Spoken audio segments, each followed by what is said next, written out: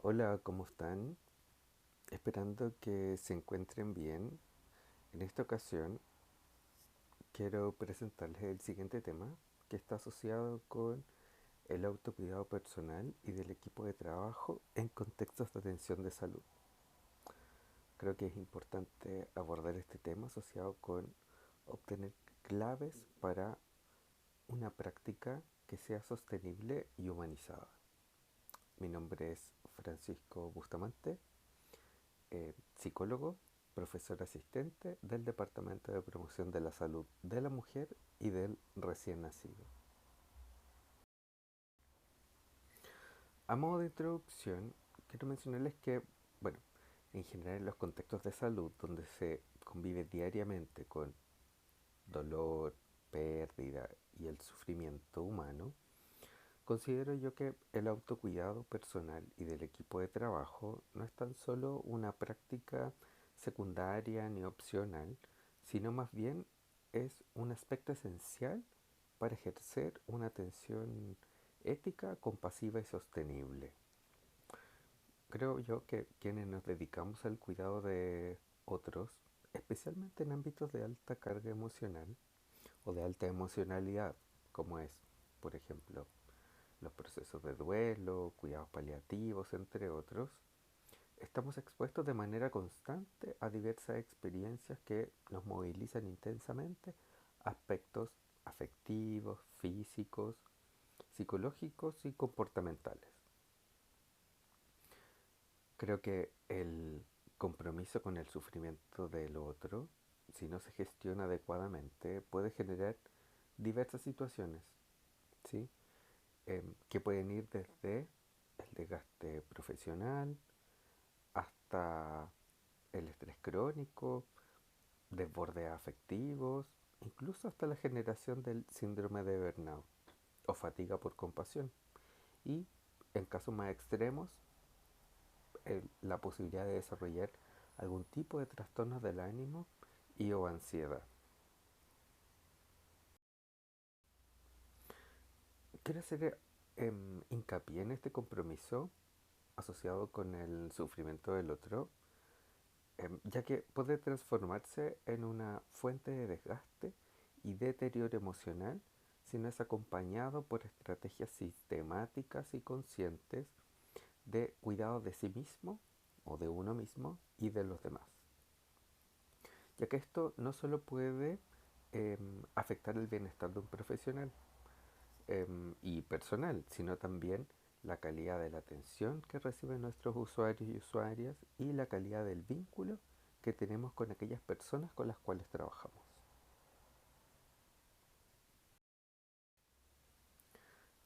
Es por esto que debemos desarrollar una cultura del autocuidado en salud. Una cultura que incluya tanto prácticas individuales como dispositivos colectivos de cuidado. Creo que significa eh, esta cultura del autocuidado en salud, significa tener claridad, ¿cierto?, en relación a reconocer nuestros propios límites, que podamos sostener emocionalmente eh, al otro, que podamos sostenernos emocionalmente en nuestro quehacer profesional sin desbordarnos y que encontremos dentro de nuestros equipos de trabajo espacios que se vuelvan legítimos para compartir lo que nos sucede. Creo que en ese sentido se trata de garantizar, ¿cierto?, una salud mental y emocional sólida en quienes cuidan, para que el acto finalmente de cuidar sea también una fuente de sentido y no, y no únicamente de desgaste. Em, en lo que es esta presentación, em, mi interés y mi propuesta es también entregar una mirada integral asociado con el tema del autocuidado, no como una respuesta individual ante el malestar, sino como una competencia profesional, ¿cierto? Que debe ser cultivada en la formación, reforzada en la práctica y promovida por las instituciones.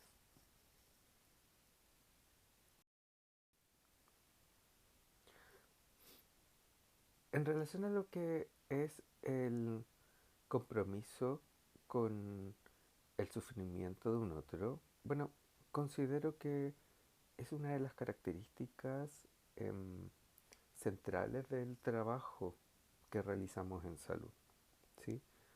Em, Especialmente en contextos clínicos donde nosotros como profesionales debemos enfrentarnos de forma constante a ciertas temáticas como es el dolor, la pérdida, la enfermedad o la muerte. Creo que em, este compromiso que tenemos con el sufrimiento del otro, ¿cierto? Genera implicancias psicológicas y riesgos profesionales. Am, Creo también que este compromiso efectivamente puede convertirse en una fuente de sentido profundo para quienes lo ejercen, ¿sí? Sin embargo, cuando no se gestiona adecuadamente, puede también transformarse en una carga emocional crónica, que da lugar a distintos tipos de desgaste psíquico y deterioro profesional, ¿sí? Y en ese sentido considero que es importante prestarle atención, ¿sí? Cuando efectivamente no gestionamos eh, o no autogestionamos adecuadamente este sufrimiento. En esta ocasión les quiero plantear cuatro aspectos. El primero tiene que ver con el riesgo del desgaste empático.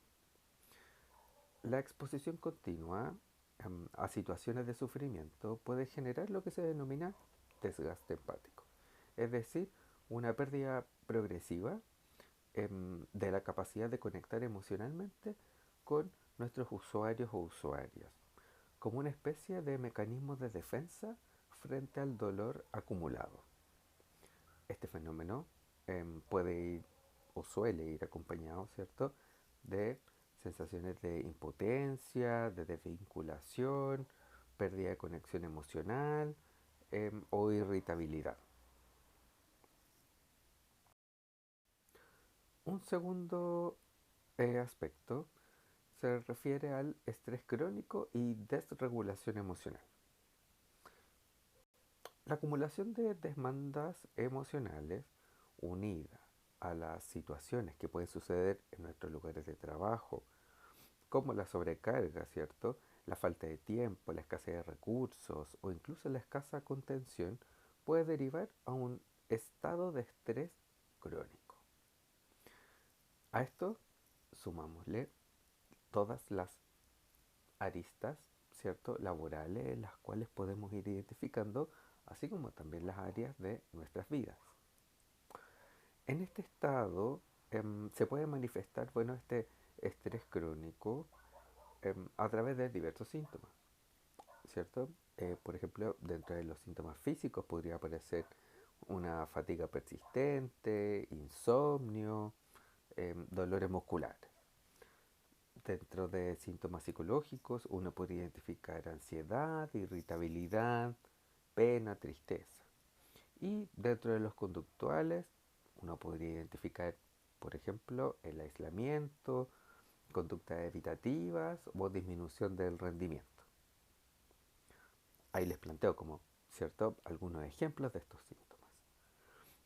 Mm, en muchos casos creo que la no gestión, ¿sí?, o el evitar gestionar estas emociones, que creo que la palabra correcta podríamos llamar falta de gestión o el descuido, ¿cierto?, de estas emociones, nos puede llevar a lo que es el desborde afectivo o desregulación emocional, donde se generan reacciones desproporcionadas, la irritabilidad o el llanto se vuelven frecuentes o más complejas de contener o controlar, y esto trae consigo la afectación en términos de las relaciones interpersonales con nuestros equipos de trabajo o la alteración del clima de este equipo.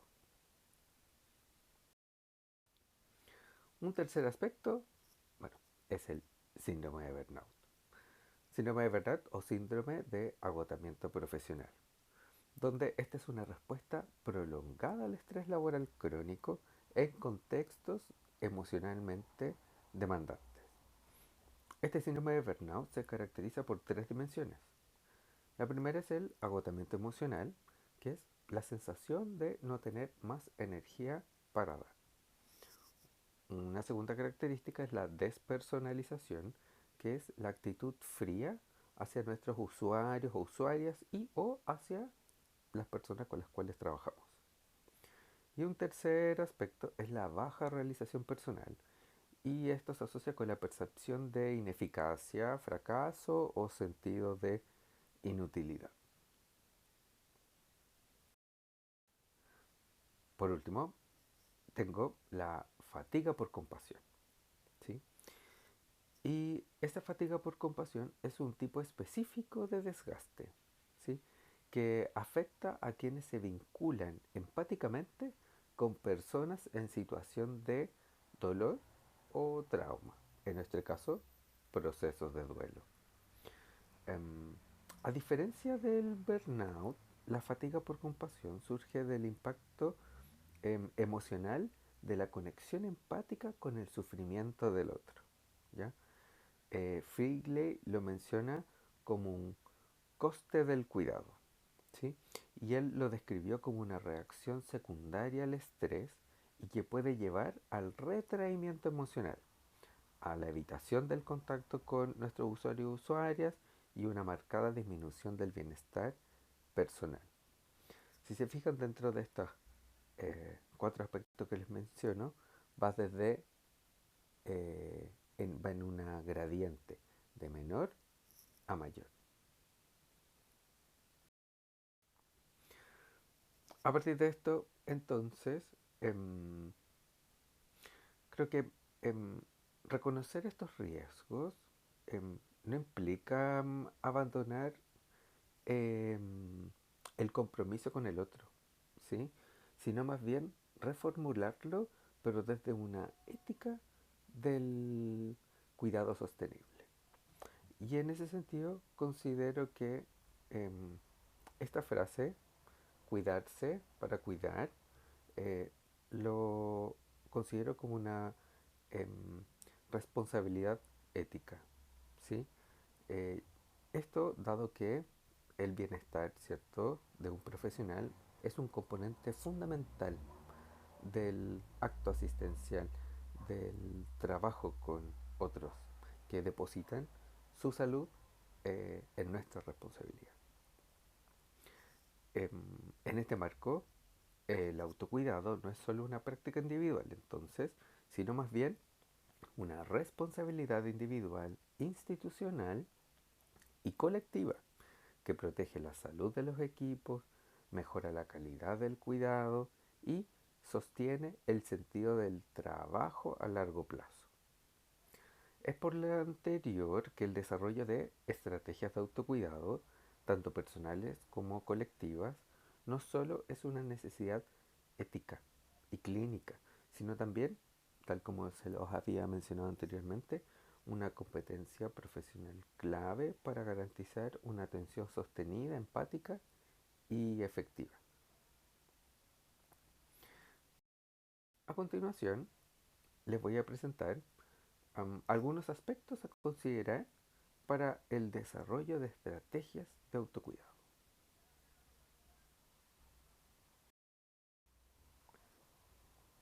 Lo primero es em, entender que el autocuidado debe ser entendido no como un acto individualista, sino como un deber ético del profesional de salud.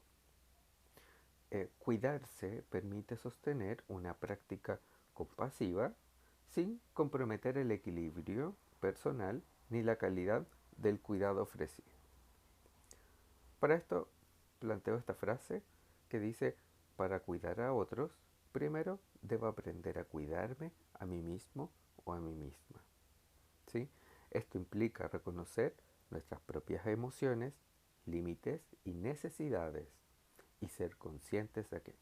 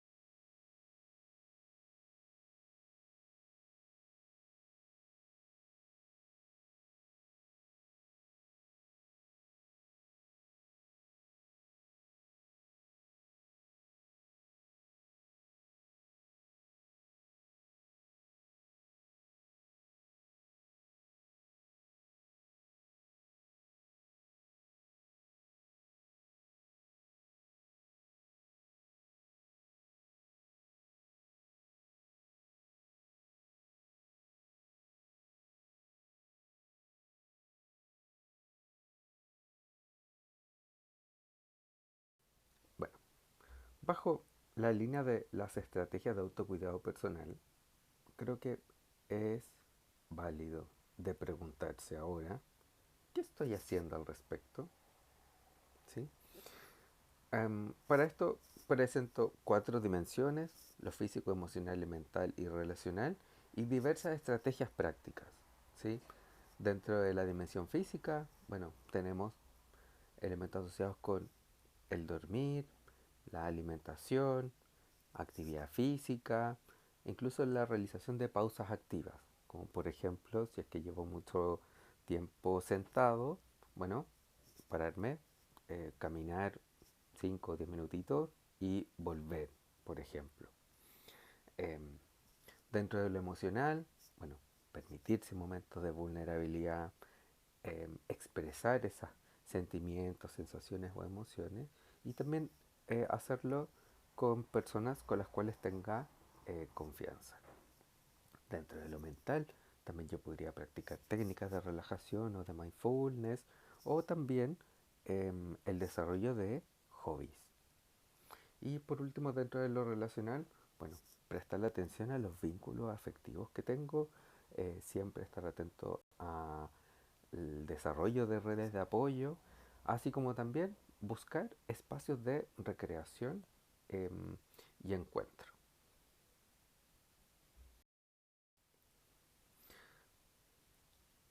Así como hablamos del autocuidado personal, bueno, ¿qué pasa entonces con el eh, autocuidado colectivo? ¿Sí? El cuidado, creo, también es una responsabilidad del equipo de trabajo. ¿Sí? No podemos delegarnos la responsabilidad solo a nosotros mismos, sino que también es algo en relación a otros. Am, Creo que en ese sentido se requieren espacios, ¿cierto? Institucionales, culturales, donde sea legítimo hablar de emociones, compartir el malestar y buscar ese apoyo mutuo. Em, Esto es el cuidado entre quienes cuidan. ¿Sí? Ejemplos de estrategias colectivas, bueno, por ejemplo, algunas ideas posibles puede ser el establecimiento de un espacio seguro.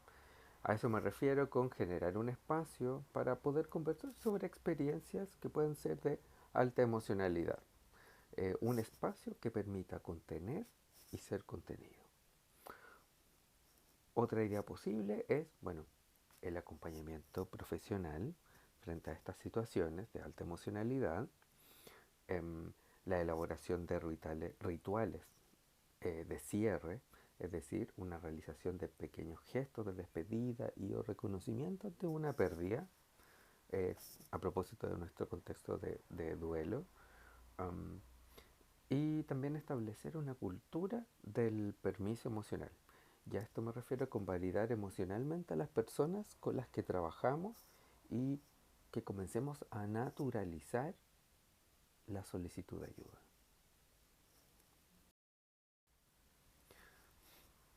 Como conclusión, quiero mencionarles que el autocuidado no es un lujo ni una debilidad, es una forma de sostenibilidad ética, emocional y profesional.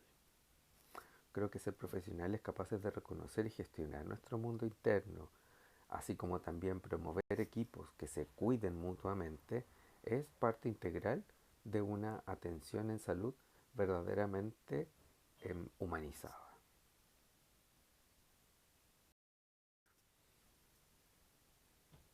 A partir de toda esta presentación, bueno, les quiero dejar estas tres preguntas reflexivas para que las puedan pensar de manera individual, am, y quizás en las sesiones presenciales podamos retomar.